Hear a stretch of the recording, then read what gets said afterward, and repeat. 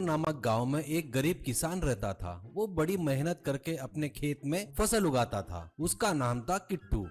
उसको एक पत्नी और बच्चे भी थे। वो लोग अपने खेत के बाजू में ही झोपड़ी बनाकर झोपड़ी में रहते थे।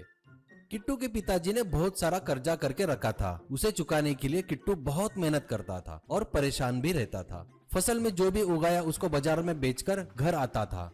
वो देख कर्जा देने वाले तुरंत आ जाते थे। उनको पैसे देने के बाद हाथों में नहीं के बराबर पैसा रहता था। वो देख पत्नी, क्या है जी, इतनी मेहनत करके कमाया पैसा ब्याज में ही चला गया। अब इतने पैसे में अपना घर कैसे चलेगा? ये कर्जा कब खत्म होगा जी? किट्टू, हारे मेरे पिताजी की किए सो गलती की सजा अपन लोग भुगत रहे हैं। उन्हें जो शौक पाल रखे थे उसमें अपनी जमीन जायदाद चली गई और कर्जा अपने ऊपर डालकर चले गए आराम से, कहकर दुखी होते हैं।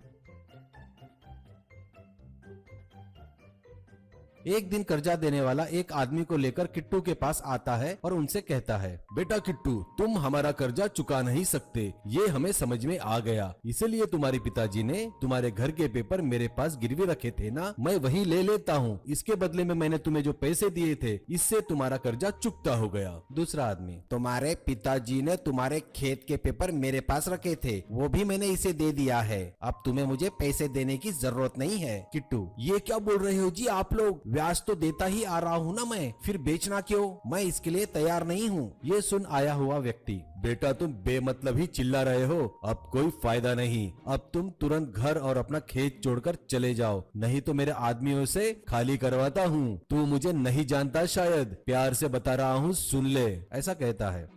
ये सुनकर वो अपना सामान लेकर घर और खेत छोड़कर दूसरे गांव की तरफ निकलता है। बीच में जंगल पड़ता है, वहाँ उन्हें अंधेरा हो जाता है। वहाँ कुछ फल तोड़कर खाकर भूख मिटाते हैं और वहीं पर सो जाते हैं। वहाँ ठंड बहुत ज्यादा होने की वजह से सभी कांपने लगते हैं। सुबह होती है और वो लोग देखते हैं वहाँ पर एक बहुत बड़ा पेड़ होता है और उस पेड़ में बहुत बड़ा होल भी होता है।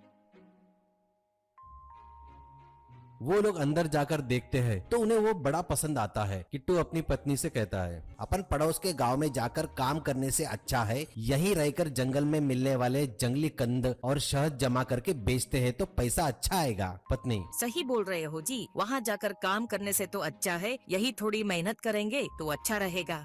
और वो सभी लोग जंगल में कंद और शहद जमा करके हाईवे के बाजू में बेचने लगे।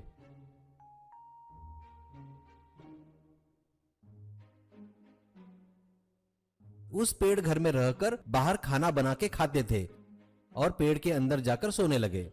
एक दिन किट्टू एक पेड़ पर चढ़ता है किसी कंद के लिए। उसे पेड़ के नीचे कुछ बात करने की आवाजें सुनाई देती है।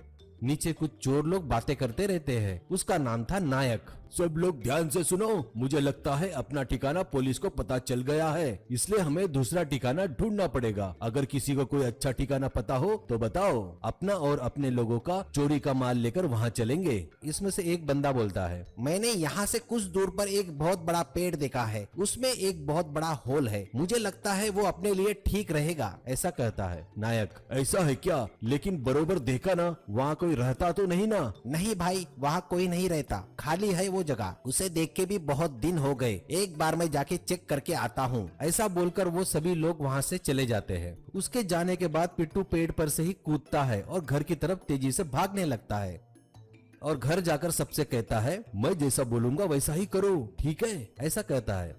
अब वो उनका पूरा सामान लेकर एक पेड़ के पीछे छुप जाते हैं और देखते रहते हैं।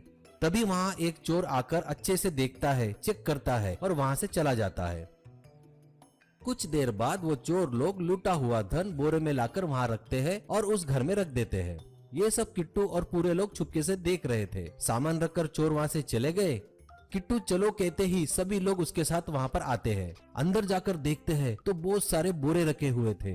किट्टू खोलकर देखता है तो उसे बहुत सारा पैसा और गहने मिलते हैं। फिर किट्टू के इशारे पर सभी लोग मिलकर एक एक बोरा उठाकर वहाँ से चले जाते हैं।